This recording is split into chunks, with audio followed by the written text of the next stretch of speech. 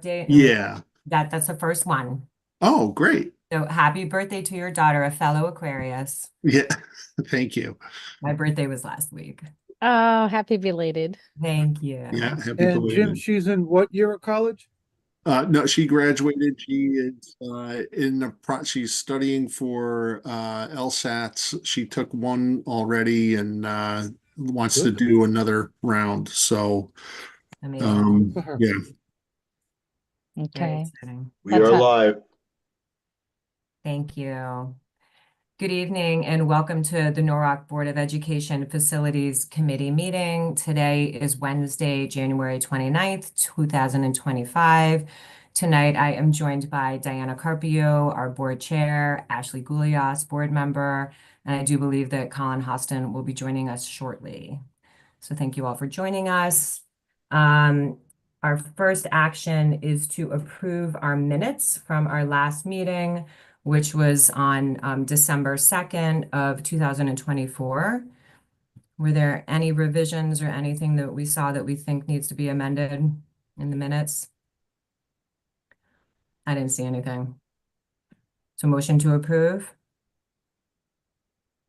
Seconded by, great, thank you. That's Second. unanimous. So those minutes are approved. And do we have any public comments? I did not see anything come into no, our inbox, but no one's online either? Okay, no. great. And let the record show that board member Colin Hostin has joined us. Thank you, Colin. All right, so then we will move into our review and possible action. So I'm now going to hand the meeting over to Sandra Fuentes, our assistant superintendent, to get us going here with our action items. Thank you. Thank you so much. Yeah. And welcome everybody. We haven't had a meeting in a bit, so it's a packed agenda. We are going to be asking the Kara and the other board members if we could please move some items a little bit out of order.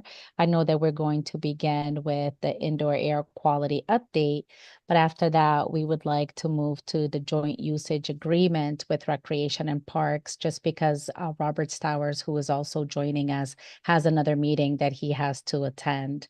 But with that, we do have a few updates, a few actionable items.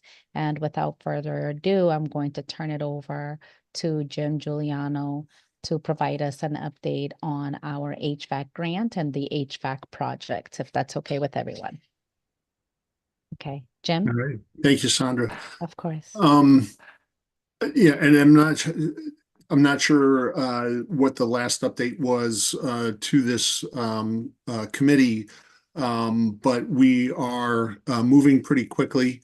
Uh, the design firms are in the process of wrapping up the designs on five of the six. One of the six, Brookside, is out to bid to contractors at this time. The bids are due on Friday.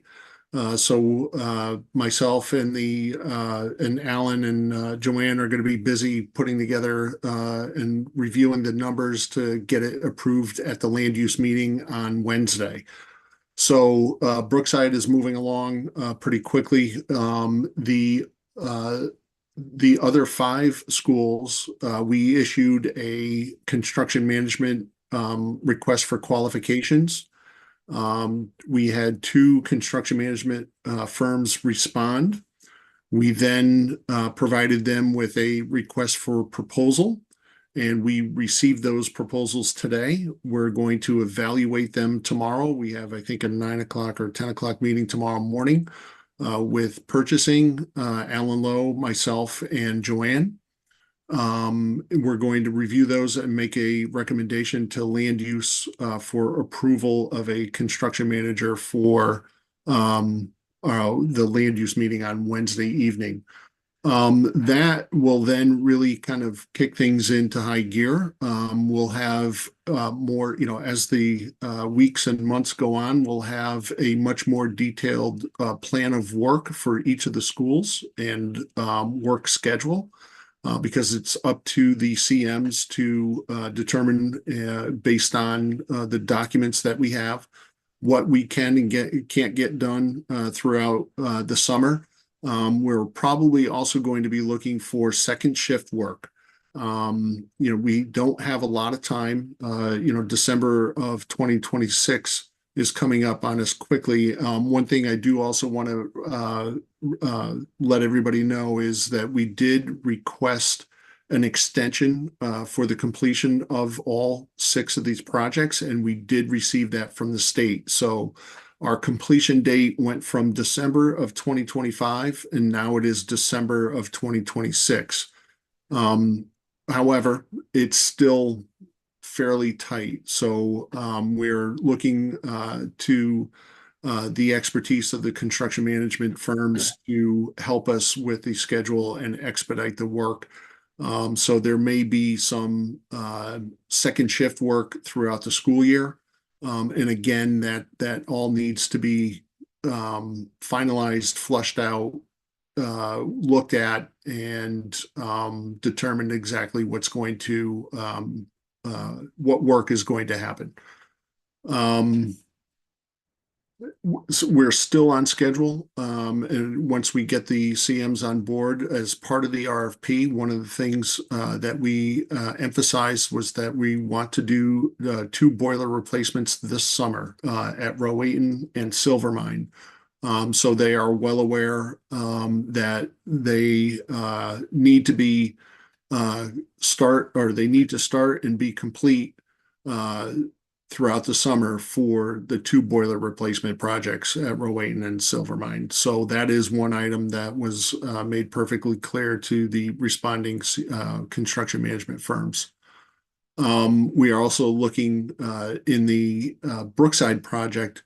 We did identify that we have to be done this summer with the unit replacements, the rooftop unit replacements for Brookside. And we asked for an alternate price on that project as well, should units not come in where we're anticipating them to be delivered, that they provide the necessary overtime and whatever they need to get the project done for opening of school. Currently, our budgets are still on budget, and we'll have a better idea once we start going out to bid to individual contractors for each of the projects. We'll have a better idea on Friday what the individual budget for Brookside looks like. And then as we buy out the different items with the CM, the other schools will start to come in a little bit clearer. I think, we're pretty confident that we are good with our budgets. And we're hearing from the market that we should be good with our budgets, but, obviously, we'll keep this committee informed as we progress through the projects. Any questions? So yeah, thank you so much, Jim, for that overview of where we are. So great to hear that we think we're going to be on budget. And great to hear that you got the extension on the deadline from December 25 to December 26. So just to make sure I understand, all of this work is predominantly being done over the summertime, when our schools are out, and then the second shift work, would that also be done during the summertime? No, that we would be looking to do during the school year. That's why it would be second Okay. shift. And After again, hours.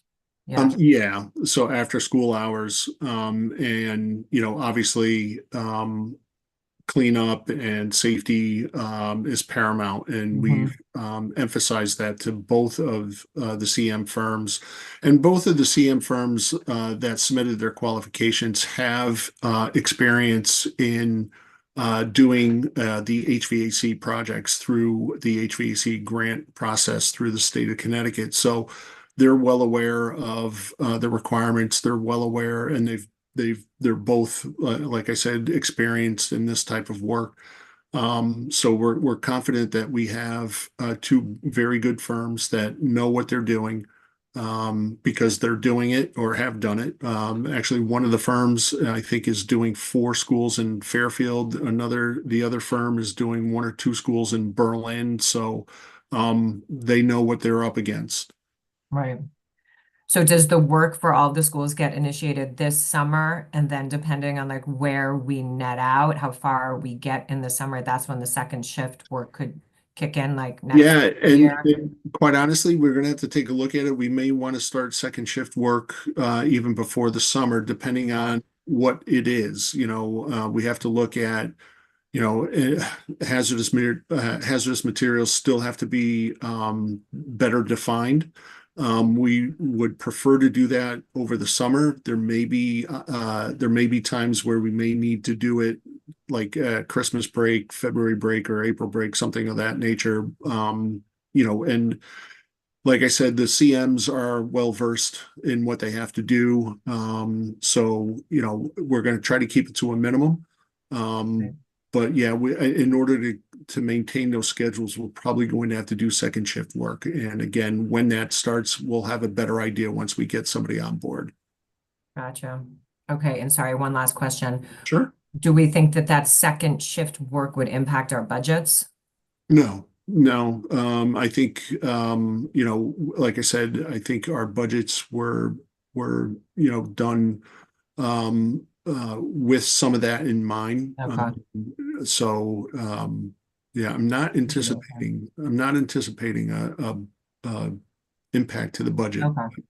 I always want to be careful about that because you never know, come Right. back Well, I'm and say thinking like, is that overtime? it is overtime, but Unions and like, does that hit us? And well, it's you got to look at it as it might offset a longer duration of having people out there. So, you're paying you're not paying time and a half. You're just paying a shift differential, which is a lot less than time and a half. So, that's the way you have to look at it. It's a little bit more on labor. I forget each union or each trade has different hmm, shift differentials. So that's what we would be looking at. It's not, like I said, a time and a half situation. got it. Okay, great. Thank you so much. You're welcome.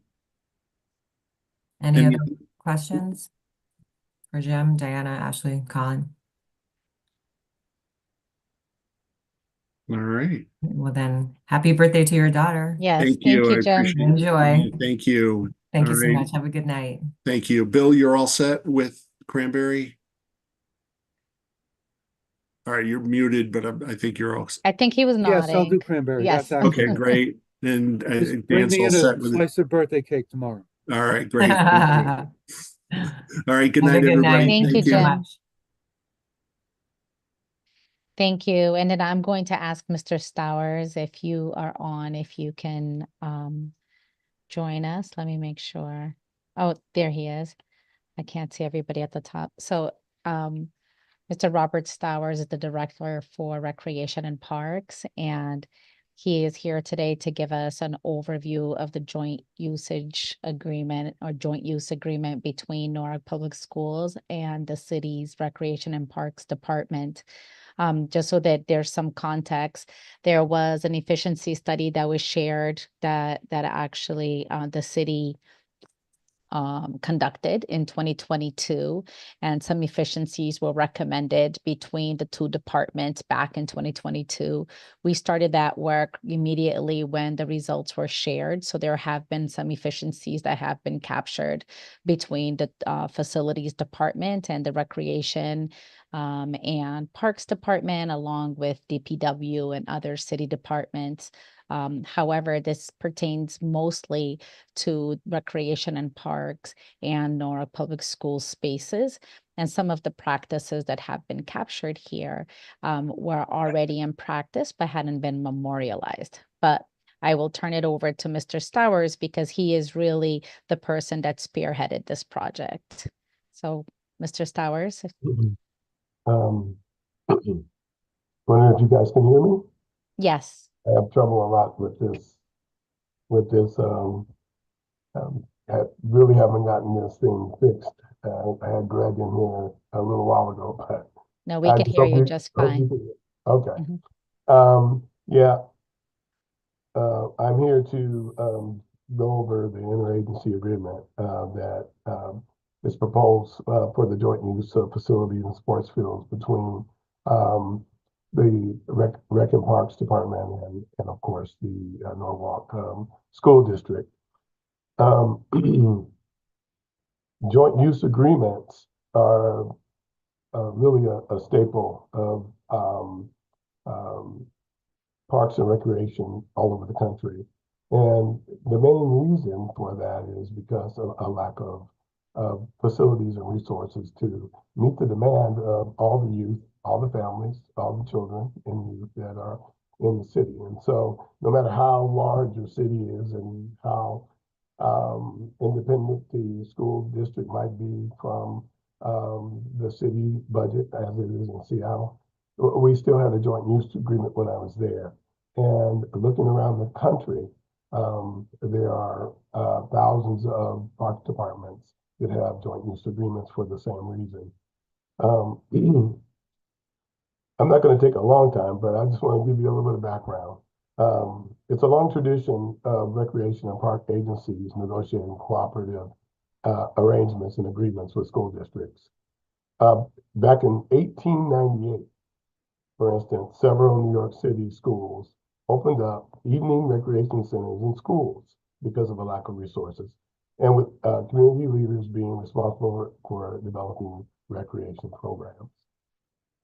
As I stated, since that time, thousands of school districts and recreation departments all over the United States have developed these cooperative arrangements or agreements. There have been all sorts of varying reasons for that, including the things I've mentioned, but also for joint capital improvements, for joint financial participation in building things like swimming pools and other types of facilities for education and for recreation. So there's a long history of joint use agreements. When I came here, of course, Norwalk is not as say blessed with a lot of recreation community centers. And so, of course, we have the opportunity and the potential in using the schools. And as history has passed in this city, that was, I believe, the intent of this, but it hasn't happened as much as it should. But as we look at this particular agreement we are discussing tonight, it will memorialize, as Sandra said, some long-standing practices, and it will clarify some standards that have not been written. The major scope of the work elements are as follows. It will provide joint use facilities and no charge to either agency for the use of other facilities, each other's facilities or grounds, except where specified otherwise in our joint use agreement. It will give priority usage after the school district's programming and their ongoing community obligations are met to the request submitted by the Parks Department. The joint use agreement will establish procedures or establishes procedures or documents procedures to encourage cooperative working relationships between the school district and the recreation and parks personnel at all levels, and it will quickly help resolve issues. It will encourage joint and cooperative ventures, including facility maintenance and development. The Parks and Recreation will annually report a summary of joint use and public benefit to the city's Norwalk's Common Council and to the Board of Education Facilities Committee. Some of the benefits, I think, for the schools in terms of efficiencies is that the school will get a full calendar of our uses prior to the start of school each year. It will increase the efficiency of planning and scheduling for rec and parks and school principals. It will have the opportunity to have a joint calendar between the schools and recreation vis-a-vis our ActiveNet program scheduling class facility scheduling platform. With our reservation scheduler working closely with the school's reservation scheduler, to combine calendars. There's an opportunity there for efficiency. It takes out the ambiguity in some of our practices and our understandings of priority use. The understanding that the school is the primary use of the schools, of course, and its PTAs and its PTOs and organizations and other associations related to the school programs have of course, the first priority. And then after that, the Parks and Recreation Department would like to have its status as that next priority. It should also alleviate some of the work that is currently done with third parties related to sports and recreation uses of your facilities. The agreement requires those requests to come to the Parks Department as the State Department that is responsible for developing recreation and sports programs. Of course, the benefit to recreation and parks will hopefully be able to have more use of the facilities and also bring into the fold a element of the city that is now having this recreation and sports in city public school facilities. So we hope to bring those third parties into our recreation programs so that they can be more associated with Parks and Recreation. The agreement is a comprehensive agreement. It takes into effect procedures for managing joint use facilities. It talks about the financial management and operations. It gives instructions on insurance for people using the facilities. It has public information and notification section, interagency coordination and renewal, and community partnerships, and it also outlines our maintenance responsibilities for the school grounds and also DPW for its role also in the maintenance and particularly the snow as we've had lately. But anyway, that's just an overview. I'm here to answer any questions of the committee, and I just thank you for moving me up on the agenda so I can attend my other meeting, and thank you for having me before the committee to talk about this. Great. Well, thank you so much, Mr. Stowers, for giving us all that background. I actually was not familiar with how the relationship worked between MPS facilities and the Wrexham Park Division. So that was actually really helpful information. I guess the only questions that I have are around, with the reconstruction of Norwalk High School, we're already in a facilities crunch or a sports and rec facility. Well, yeah, everything facilities crunch, but the sports and rec, like, in particular, I was thinking about the swimming pool and tennis courts and, obviously football fields. We kind of have that worked out with Brian McMahon. But like in terms of the swimming pool in particular, and Sandra, maybe you can speak to this, like when is that going offline, and do we have any other options in the city for our swim and dive teams? Well, the swimming pool would not go offline until the new one goes online. Okay. And Dan, can you confirm that, or Bill? Dan was gonna provide a update on Norwalk High, but Dan? Okay. I didn't mean to jump the Oh, gun. no, that's What okay. I was If thinking the about was question, no, if the question is Norwalk. in your head, That is the goal, Sandra. yeah, Absolutely. It would so not go offline, just like classrooms would not go correct. offline. The That's the considered old one of the part of the same. building is not gonna go offline until the new building is online. Yes. Okay, so that's Auditorium, cafeteria, gymnasium, pool, theater, Pool. everything. and baseball fields. Like I know, Uh, like the football field and the tennis courts are already offline, right? Yeah, yes. At Norwalk I High. don't know. I don't know about the baseball field. When Dan presents his presentation, he I can give think us more information on that. he came on and came off. Oh, okay. But but I don't know if it, for the sake of letting Mr. Stowers go off, we could pick up with Dan. That's But is fine. there, Yep. no, yeah, and let's just, is there anything though related to any questions regarding the joint usage agreement and anything that Mr. Stowers said? A lot of it has been already in Yeah, practice, that but was we, my assumption. Yeah. okay, I didn't have any questions okay, after reading through that agreement. I don't know if any other board members did. I thought it was very clear, and my assumption was that there was obviously back and forth between the two yes, and we organizations. had the, we All had have our hammered it attorney. out. Yes, we had our attorney look at Yeah. it, and we've met on this several times, and then the city's attorney also Right. looked at it, and Okay.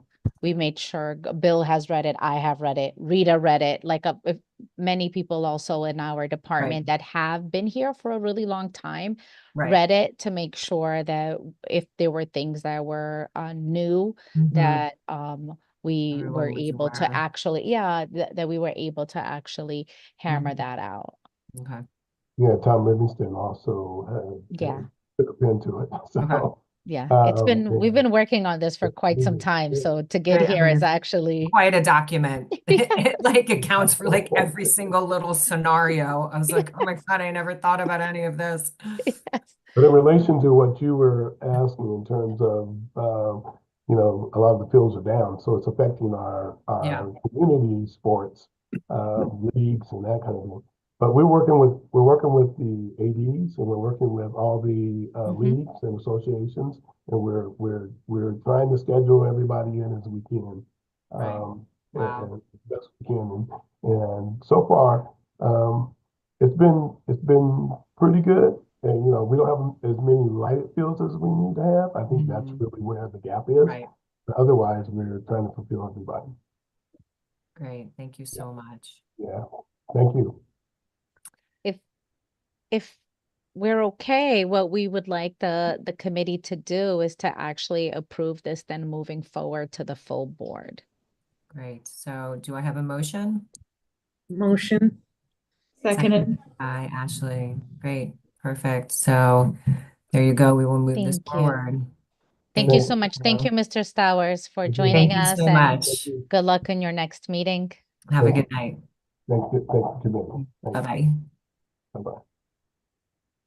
Thank you. And with that, I think we're going to bring us back to the second item that is on the agenda. And Bill, are you doing this for us? It's the approval of the cost estimate for the Fox Run Elementary School abatement? Okay.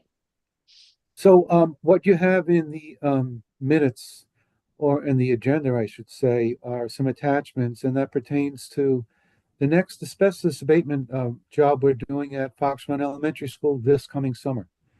So part of the application process is to have the committee review and approve the professional cost estimate, which is part of the package, the specifications for the job, also part of the package, and the plan itself.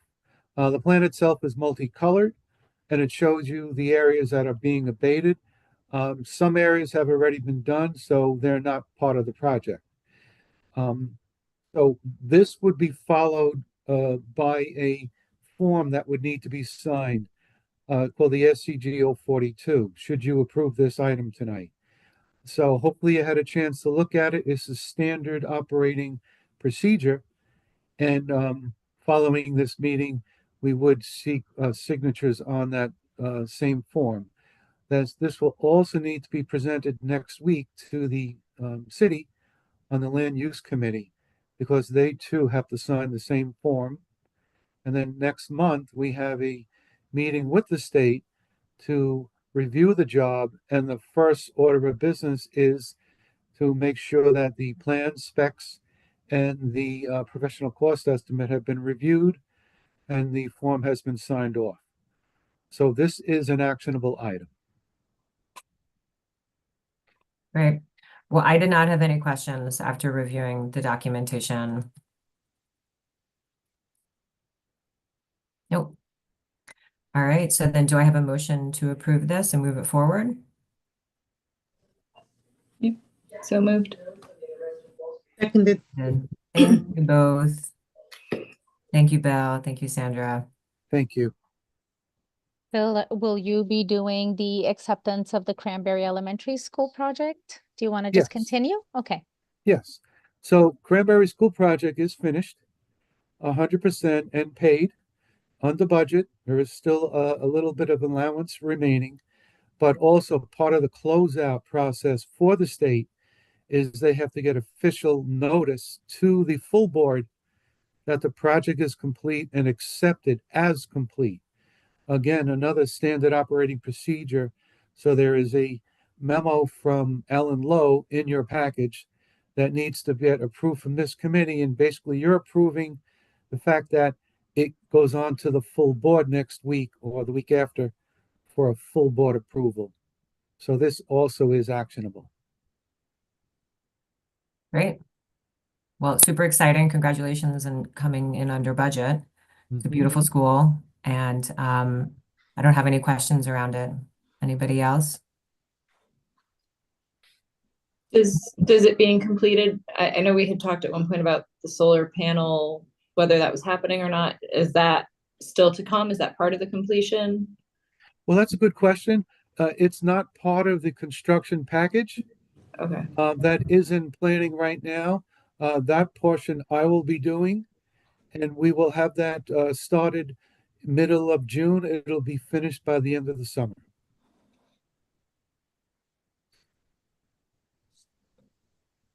All right, so then I think we need a motion to accept this. Motion. Seconded. Great, thank you both. We'll move this forward. And we saved for the very end just a brief update on all our school construction projects. And Dan has joined us from Construction Solutions Group. Dan, thank you. Welcome, and start wherever you like. All right, let me share my screen quickly.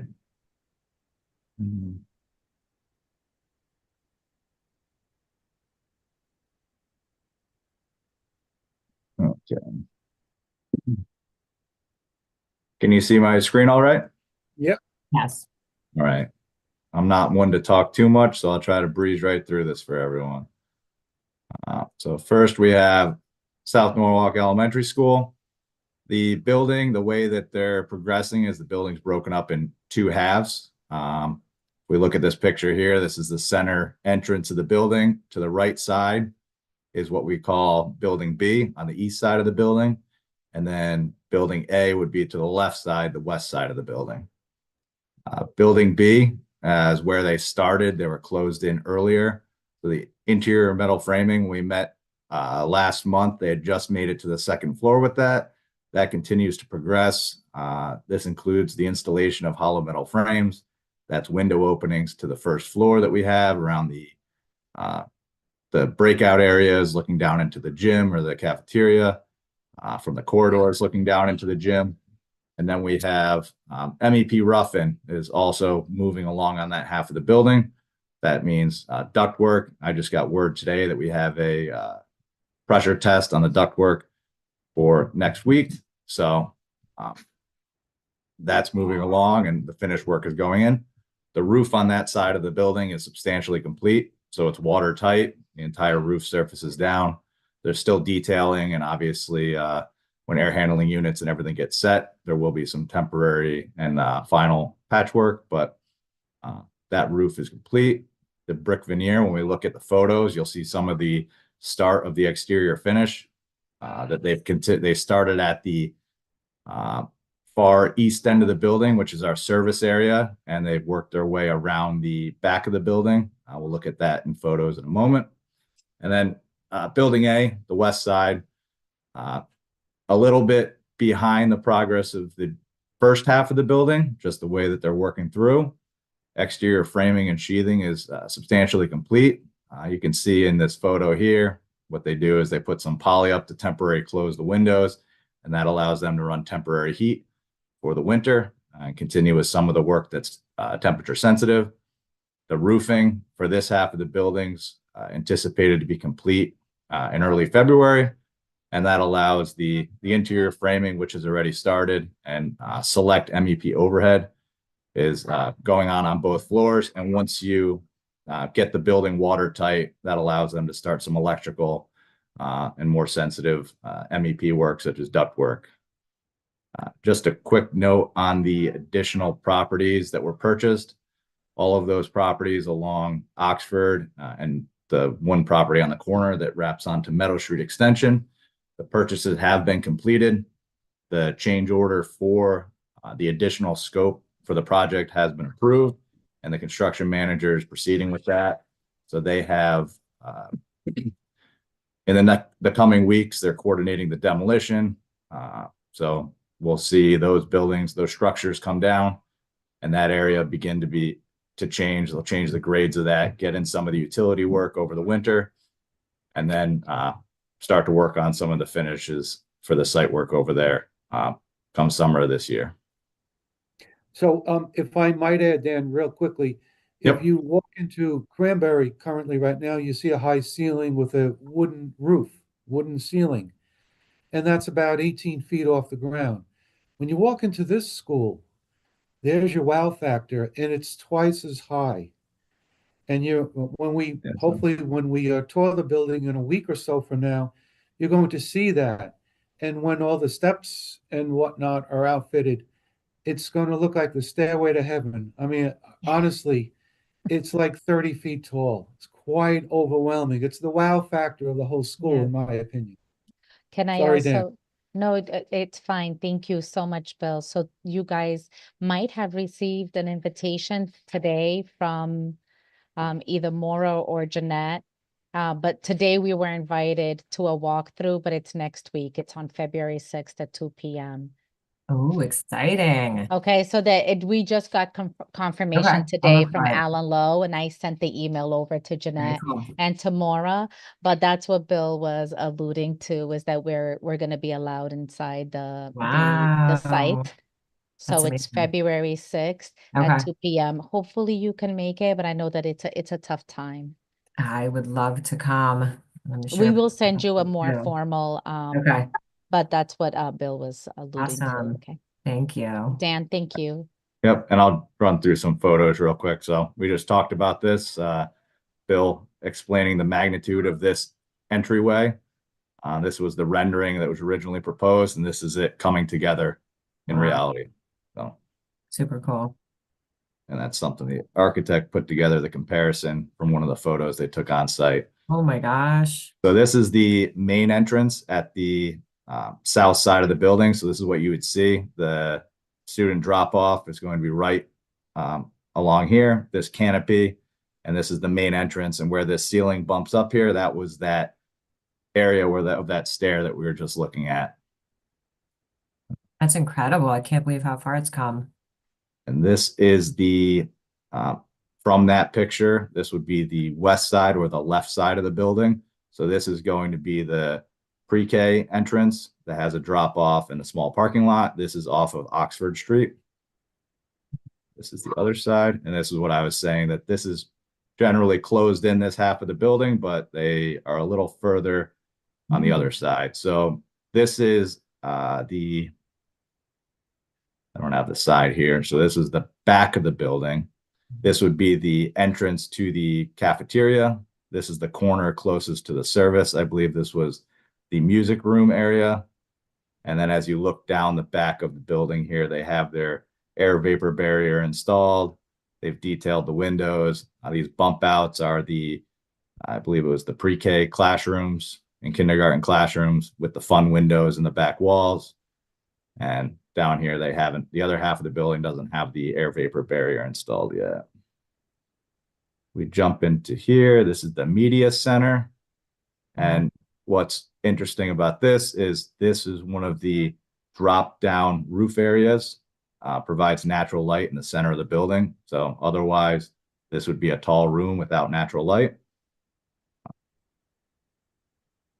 This is over on the west side of the building B, where I explained that they are further along with the metal framing. These are the hollow metal frames for glazing to go in, looking down into the cafeteria area.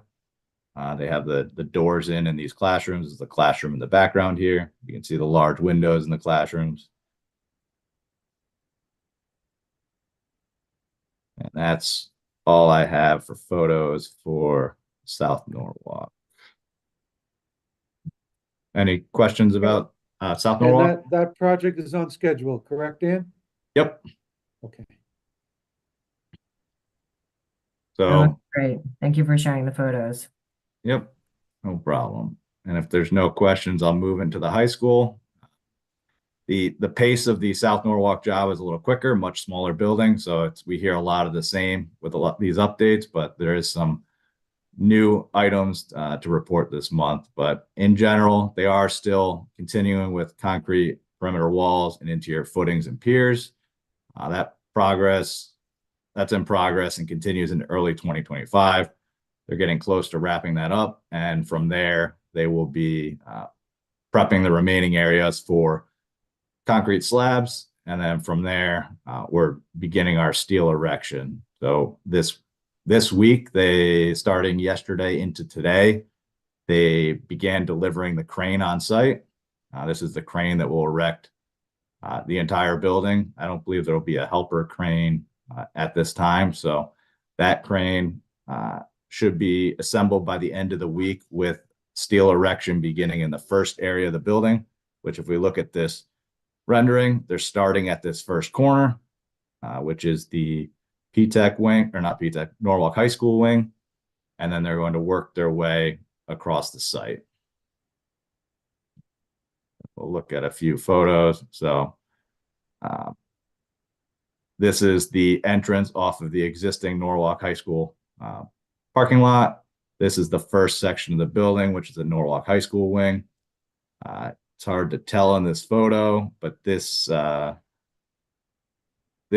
concrete slab is poured. These concrete slabs are poured, and we'll see in some of the other photos, there's still some underground utility work happening in this area, which is our electrical room, emergency electrical, fire pump room, the kitchen area.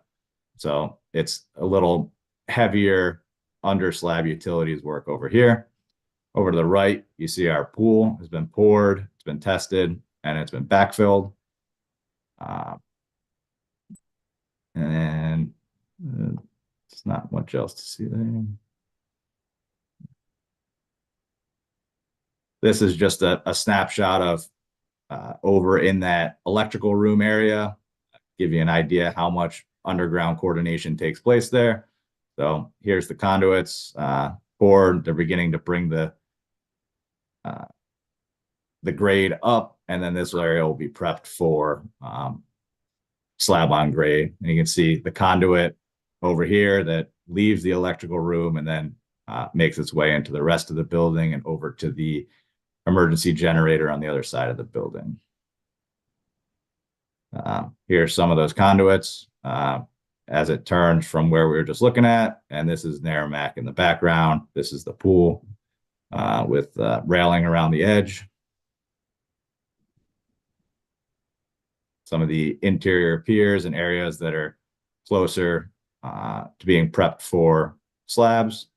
From here, they'll put down their air vapor barrier, reinforcement, and then pour the concrete slabs. That's all I have for high school. And I'm not as familiar with the HVAC upgrades, and I would like to think that Jim gave enough of an update earlier. So Thanks, Dan. I'll be happy to call it instead of reading this word for word. No. Any questions regarding the high school? So, I'm sorry, go ahead. So starting, I think, the first week in February, when steel goes up, as you drive by week, it's going to be an erector set coming out of the ground. Then it's going to look like a real true project. So that's a month from now, you're going to say, wow, look how much has been done. Yeah. Yeah, no, I drive by probably like every other week, and I do a loop back on King Street and go into Merrimack, because if you go into Merrimack's parking lot there, you can get like a pretty good view of what's happening. Yeah. Which actually leads me to my question, which is, there's a field there, like a softball or baseball field or something right there on the perimeter at Merrimack. Yeah. Is that being negatively impacted for Merrimack? Are they still able to use that area during all this construction and like especially in the spring? So I don't have the date offhand when we do need to move this back and take more of this field. I could get back to you on that. But right Okay. now we've gone as far as we can. There is enough room for Narrowmax needs for playing and being outside. This is has been used for JV softball. So Yeah. we have coordinated that with athletics and they have other options. So it's not being used for softball at the moment, Yeah. but But it's being used by Narragansett. yeah, so Right. For recess and that kind of thing. I mean, I Yep. know Merrimack has the back of the building with the jungle gyms and they have other space that's not on this side of the building, but I mean, I'm just assuming it's going to start getting loud and cranes and things and all kinds of, and so we're not going to want Merrimack kids out there for safety reasons. Is that? Not unless the construction management team told us that there was a reason for them to, I mean, it's fenced off right now. yeah, they Mhm. submitted a comprehensive crane plan for their work, and they take into consideration the distance from everything where it's operating and worst case scenario. Yeah. I mean, there will be, I mean, there has been a different kind of noise on site Mhm. leading up till now, but there's going to be the banging of steel and the noise of metal deck when they're starting to put that down, and it's a different kind of noise, but I don't think it's anything for a safety concern decibel level wise. It's more of a nuisance than anything. But just to kind of, you were saying you stop by almost every 2 weeks, just to give you an idea. The first location for the crane is somewhere over here for this section of the building, and not don't quote me on it, but my memory serves me that it's approximately 20 days for this section of the building to go up. Then they move the crane, and they generally it's up to 20 days in each location, with 7 locations as they work their way across the site. So every 20 days approximately, you're going to see another section of the building popping up as they work their way across. Gotcha. But it will happen quickly. But we Okay. can, but Kara, to your point, we can talk to them more about like the potential impacts to the Narragansett community and actually give you that as an update, okay? Just so Yeah. that we can anticipate if there would be some community feedback Yeah. because of it.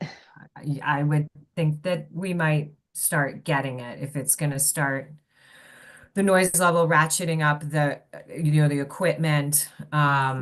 We should be prepared for that. Sure. Thank you. And is this project is also on schedule so far? Yes, it is. And we've gotten schedule updates monthly from the contractor. There's some shifts in sequencing, some things they were able to take advantage of over the winter, but overall the turnover dates and the TCO dates and all that, there's no change on time. Any other questions? Not from me. Well, with that, I want to thank everybody that presented, but I actually really want to thank you guys because it seems like I'm always shifting this meeting, but it's for good reason. Because of other meetings, as we are in the middle of our budget season, there's other meetings that end up bumping us out of the way just because it's on a Wednesday. So I thank you Yeah. for your flexibility, and course. hopefully we would have seen the last of us getting bumped around. But and thank you for the longer agenda today. And Sandra, I'm Yes, sorry to interrupt. that's I have okay. one last item, Oh, and I promise I'll absolutely. get it done in the hour. I within the hour. apologize. Yes, go for it. The indoor air quality. Oh, yes. Oh, yeah. IAQ TFS. So I'm sorry to cut in. That's okay. So effective last year, the state mandated each school district in the state of Connecticut to provide an indoor air quality assessment of every school. and that plays in part with what they call the Tools for Schools program. So we spent an enormous amount of time touring every school and following the format that they had provided. We completed an indoor air quality assessment based on the statutory requirements. In addition to that, we had to fill out checklists. Checklists were about 20 pages long, one for each school, and they involved building and grounds inspections, ventilation inspections, pest control, waste management, walkthrough checklists, and one or two more. So we spent quite a bit of time inspecting all of these, and these were all provided to the state. And in addition, they're on the NPS website. So while this is not an actionable item, it is an item that needs to be presented to this committee and to show you where it is on our website. That is part of the agenda, and there's a link in the agenda. And then this would go on to the full board. Again, it doesn't need to be approved. It just needs to be presented. Eventually, this will become a annual mandate by where we would need to submit one of these every year. And we plan to do that in the second half of every year. On top of that, beginning with this year, 2025, and every 5 years after, we have to do an in-depth inspection from a consultant of all of the air delivery systems, heating, ventilation, air conditioning. So we would need to invest some money with a consultant that would go in and inspect them, perhaps provide a work list from areas that need to be repaired. And that too would need to be submitted to the state and to this committee and to the full board on an every 5 year interval. So the indirect quality inspection is once a year. The air conditioning inspection, which you'll see at the end of this calendar year, that would be due every 5 years. So if you open up the website, go under facilities, you'll see a checklist for each school that has been posted, and it's open and available to the entire public. I'm guessing there's no state funds for the consultants that we need to use for all this. I wish they were, No. and Figured. it may cost upwards of 50 to 75,000 to bring them in every 5 years, though. Okay. Yeah. And this is another one of like another example of like an unfunded mandate because it was something that was mandated to us. Thank Yes. God Bill and his team actually got everything loaded over Christmas break to meet the deadline. So we were able to do the first round, which was the checklists for each school and get them connected to the school's webpage. So not only on the school construction or this facilities webpage, but also in each school. Yes. Mhm. Anything particularly concerning that came up with going through all the schools? Not really. We found things that need to be addressed, and they're clearly noted, but nothing alarming at all. They take care, they watch to see if we have our anti-idling sign up. If you're idling near an intake grill, they don't like that. Pest control, we have monthly visits from our exterminator every year. They want to look at those records. Ventilation, cleanliness, filter changing, things of that nature. And we maintain a good program on that. So there was nothing, alarming to report. Yeah, I was kind of blown away by the in-depth nature of that sample report. Like, Mhm. Yeah, that's just one. I know we wouldn't. The file would be too big to attach it, but that sure, that's right same on the form site. is by all the schools. Yes. Wow, it's a lot of work. Okay. All right, so do you need for us to like give an acceptance for it to get moved on to the board for that presentation or just acknowledge it here? It's just the statute requests that we present it. It's no action needed, and then it has to be presented again at the full board. so it's on record. Okay. So, Sandra, I assume this will get added to the agenda for our Yes. next. It'll get business added meeting. to the next business meeting. Okay. And it was really for us to start with you because obviously this Sure. committee oversees the facilities. Right, And so we wanted to also just bring you up to date that we were able to meet the deadline Right. that we were given, and that we were able to do the checklist for each school and then link them to each site. person's webpage. right. So really we will just have this same sort of discussion in front of the full board, and we will add that to the agenda. Sounds good. And I apologize, Bill.